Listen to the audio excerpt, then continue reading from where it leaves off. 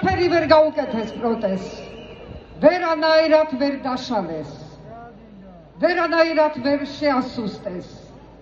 7 თვე უწყვეტად გრძელდება პროტესტი და ეს ვითომდა ძალიან ძლიერი რეჟიმი, რომელიც ყოველდღიურად იმუქრება, ვერც დააშინა და ვერც დაშალა.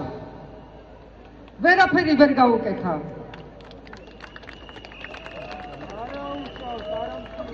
შვიდი თვეა გრძელდება პროტესტი და ამ პროტესტში ძალიან მაღალი ფასი გადაიხადეთ თქვენ. მე მინდა მივესალმო იმ ახალგაზრდებს, რომლებიც დღეს თავიანთ ციხიდან გვიყურებენ და იმედოვნებენ, რომ ჩვენ როგორც ვიყავით, დღესაც ასე შეკრულები ვიქნებით.